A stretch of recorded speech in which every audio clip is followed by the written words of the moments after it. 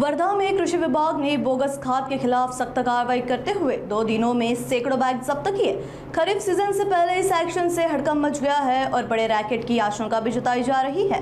नाचन गांव और झंझाड़ा गांव के छापेमारी कर 3 गोदामों पर कार्रवाई की गई, जहां भारी मात्रा में नकली खाद बरामद हुआ है। एक दिन में 723 बैग जब्त किए गए, जबकि दूसरे दिन भी कार्रवाई जारी है। शिकायतों के बाद हुई इस कार्रवाई में जब्त खाद के सैंपल जांच के लिए भेजे गए हैं।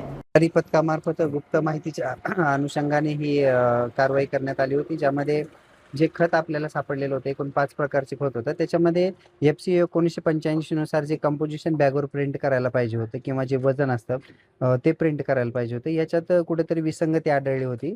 त्यामुळे याच्यावर प्रथमदर्शनी आम्ही विक्री बंद कायदेशीर कार्यवाही करण्यात येईल।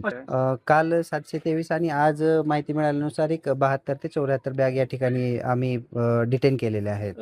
याच्यामध्ये जे आहे खत पीडीएम आहे, प्रॉम आहे, लिक्विड करियर बेस्ड कन्सोर्शिया आहे, डायऑटोमेट सिलिकॉन आहे, एकूणच मायक्रोन्यूट्रिएंट आणि ऑर्गॅनिक मॅन्युअर हे जे आहे या ह्या 4 प्रकारचं खत असून याचे सॅम्पलिंग करणं सगळ्यात महत्त्वाचं आहे। सॅम्पलिंग केल्यानंतरच आपल्याला त्याच्या पुढील निष्कर्ष काढता येतील।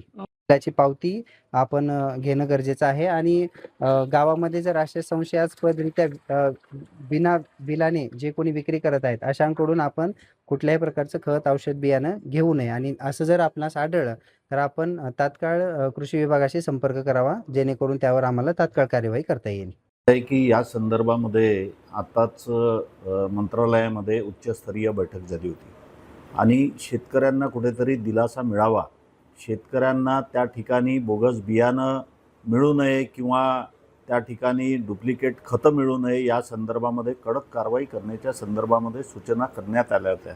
त्या सूचनेचं पालन करून या ठिकाणी इंजाळा असेल, या ठिकाणी नाचनगाव असेल, या ठिकाणी दुकानदारांच्या असणाऱ्या गोडाऊनवर छापे टाकण्यात आले आणि त्या ठिकाणी जे डुप्लिकेट खत होतं, जे रेती मिश्रित खत होतं, त्याच्या 723 बॅग पकडण्यात आल्या आणि एक प्रकारचा धाक या ठिकाणी निर्माण झाला आहे की अशा प्रकारे शेतकऱ्यांची फसवणूक करण्याचं काम जर कोणी करत असेल तर भविष्यात त्याला कधीही माफ होणार नाही।